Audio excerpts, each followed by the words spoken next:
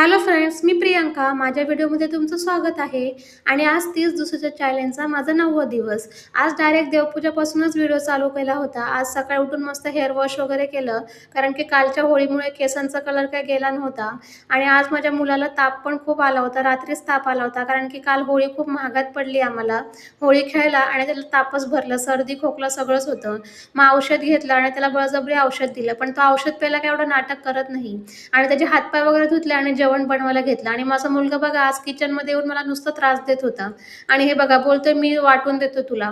आणि खरंच सांगा, मला मुलीची गरज आहे का असा मुलगा असताना? तर ठीक आहे, चला मग जेवण वगैरे आवरलं आणि मग जेवायला बसली. त्यानंतर मला काही 2-4 व्हिडिओ शूट करायचे होते, ते शूट करून घेतले. आणि ही रील्स तुम्हाला माझ्या ह्याच्यावर उद्या किंवा परवा बघायला मिळेल. त्यानंतर एवढा पसारा झाला होता, सगळे साडी वगैरे सगळं पूर्ण बेडरूममध्ये पसारा झाला होता. आणि एक रील तयार करण्यामागे इतकी मेहनत लागते ना खूप, आणि त्याच्यावर जेव्हा व्ह्यूज येत नाही ना तेव्हा खूप वाईट वाटतं. काही एवढं मेहनत करून काहीच फायदा झाला नाही. त्यानंतर मग मी त्याचा ताप चेक केला, तर त्याला ताप वगैरे काहीच नव्हतं. आणि त्याला बोलली ताप नाही येत, तो बघा तो किती खुश झाला.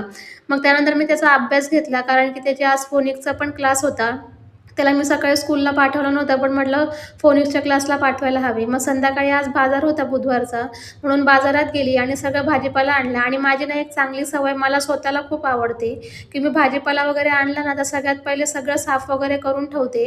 मग 8 दिवस टेन्शन राहत नाही, सगळं सोलून वगैरे कापून ठेवते. आणि मी हे बीन्स पहिल्यांदा आणले होते, म्हणजे त्याची भाजी ट्राय करून बघूया. मग ते पण कापून ठेवले आणि सगळं फ्रीजमध्ये ऑर्गनाईज करून ठेवलं. त्यानंतर मग मी लगेचच संध्याकाळच्या जेवणाला लागली. आणि इथे पण माझा मुलगा परत किचनमध्ये येऊन बसला. आता असा होता माझा आजचा दिवस. तुमचा दिवस कसा गेला नक्की सांगा. भेटू उद्या. बाय.